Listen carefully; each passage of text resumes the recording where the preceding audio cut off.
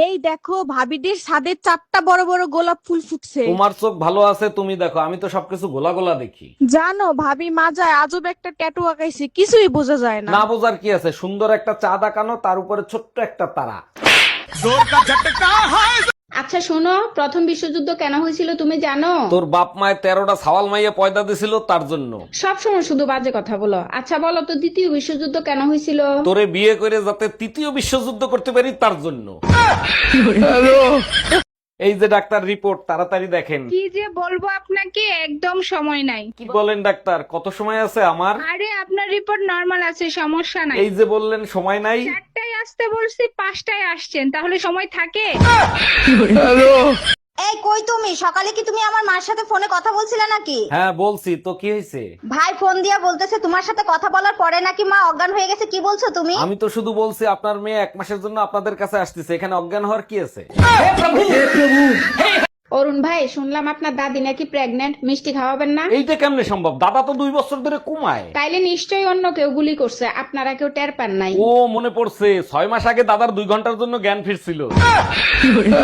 নানা নানা দেখো তো এটা কি? এইটা তুমি কোথায় পাইলা? এটা তো তোমার নানির লাইফ ইন্সুরেন্স। জারের ভিতরে পাইছি, এটা দিয়ে কি হয়? তোমার নানি মারা গেলে তুমি আর আমি 20 লাখ টাকা পাবো। নানা এখন 10 লাখ তোমার, 10 লাখ আমার। জামাই কই তুমি? তাড়াতাড়ি এদিকে আসো। শালা শ্বশুর বাড়িয়েও শান্তি নেই। কে জান আম্মাজান, আপনার মেয়ে কি মরে গেছে নাকি? এসব কি বলো জামাই? সকাল থেকে মেয়ে বমি করতেছে, যাও মিষ্টি নিয়ে আসো, সুখবর আছে। আরে কিসের সুসংবাদ? লেবুর রস করে খাওয়ান, সারা রাত বসে মদ খাইছে।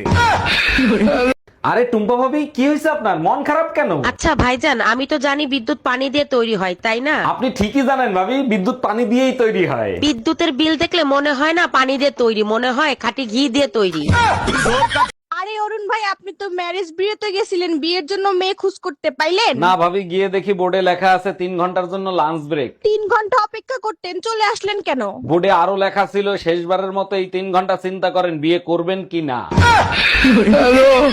ভাইজান, আপনাদের ঘরে চিনি আছে? আমার 1 কাপ চিনি দিবেন? আরে ভাবি, চিনি আজকেই শেষ হয়ে গেছে। মধু আছে, মধু দিয়ে দেই? না ভাইজান, মধু খাই না, মধু তো মৌমাছির মুখ থেকে বের হয় তাই। ও আচ্ছা, এর জন্যই আপনারা প্রতিদিন ডিম খাইতে দেখি। এখন তো আমাকে আর ভালো লাগবে না, আমি তো বুড়া হয়ে গেছি, তাই না? ভুল হয়ে গেছে, বিয়ের পরে তোমার আয়না ঘরে রাখা উচিত ছিল। আমারে কি আয়না ঘরের গামছার মতো লাগে যে ব্যবহার করলে নষ্ট হবে না? আরে গামছা হোক আর মানুষ, চরিত্র তো আর বদলাইতো না, তাই না? অরুণ দা, জাতীয় সঙ্গীত যদি পরিবর্তন হয় তাহলে আপনি কোন গান সাজেস্ট করবেন? নার্গিসের গাওয়া একটা গান, সাথে যদি হিরো আলম দ্বৈত কণ্ঠে গায় তাহলে ওটাকে জাতীয় সঙ্গীত হিসেবে বিবেচনা করা যেতে পারে। অরুণ ভাই কোন গানটার কথা বলতেছে?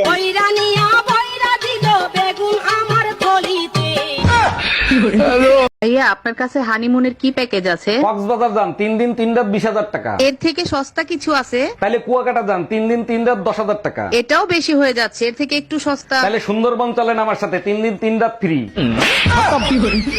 চলেন ভাবি, আপনি আর আমি নির্জন কোন স্থানে ঘুরে আসি। না বাপু, আমি যাব না। নির্জন জায়গায় একা পেয়ে যদি কিছু করেন। আরে ভাবি, আপনি আমার উপর বিশ্বাস রাখতে পারেন, আমি কিচ্ছু করব না। কিছু যদি নাই করেন, তাহলে নির্জন জায়গায় যে লাভ কি?